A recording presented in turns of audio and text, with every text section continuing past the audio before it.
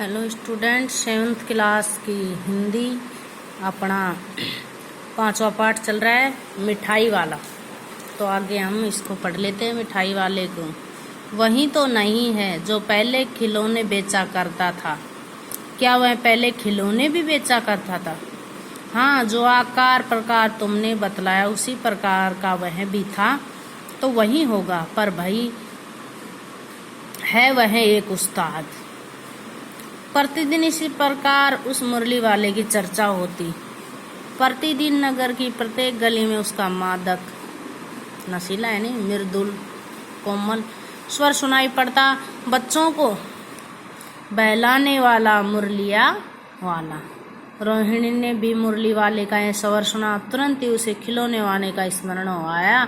उसने मन ही मन कहा, खिलौने वाला भी इसी तरह गा गा कर खिलौने बेचा करता था। रोहिणी उठकर अपने पति विजय बाबू के पास गई। जरा उस मुरली वाले को बुलाओ तो चुन्नू मुन्नू के लिए ले लो। क्या पता यह फिर इधर आए न आए, वे भी जान पड़ता है पार्क में खेलने निकल गई। आगे देखो। विजय बाबू एक समाचार पत्र पढ़ रहे थे। उसी तरह उसे लिए हुए दरवाजे पर आकर मुरली वाले से बोले, क्यों भाई, किस तरह देते हो मुरली? किसी की टोपी गली में गिर पड़ी, किसी का जूता पार्क में छूट गया और किसी की सौंथनी पाजामी ही ढीली होकर लटक आई। इस तरह दौड़ते आपते बच्चों का झुंड आ पहुंचा। एक स्वर से बोल उठे, अम्बी लेंदे मुल्ली और अम्बी लेंदे मुल्ली। आगे देखो। मुरली वाला हर्ष गदगद हो उठा, यानी कि खुशी से प्रफुल्लित हो उठा। सबको देंगे भैया, लेकिन जरा रुको, ठहरो, एक एक को देने दो। अभी इतनी जल्दी हम कहीं लौटे थोड़ी ही जाएंगे। बेचने तो आए ही हैं, और है भी इस समय मेरे पास 1-2 नहीं, पूरी 57। हाँ बाबूजी, क्या पूछा था आपने? कितने में दी तो वैसे 3-3 पैसे के हिसाब से हैं, पर आपको 2-2 पैसे में ही दूंगा। आगे पढ़ लेते हैं। देखो,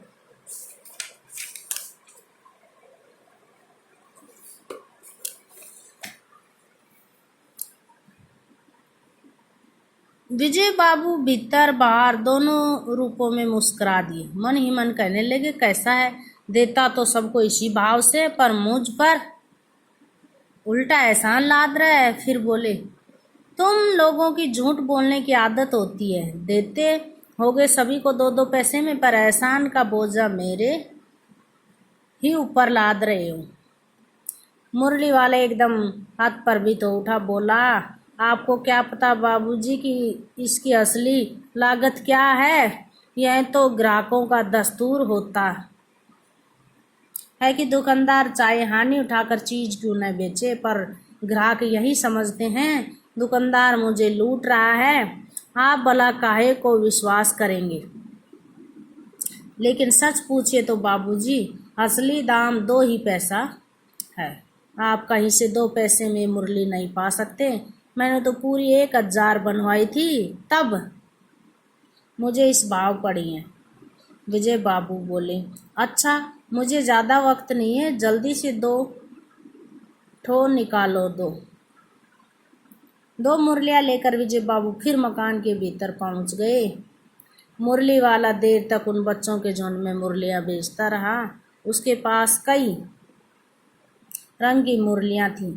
बच्चे जो रंग पसंद करते, मुरली वाला उसी रंग की मुरली को निकाल के देता। ओके स्टूडेंट, आगे का हम कल पढ़ेंगे।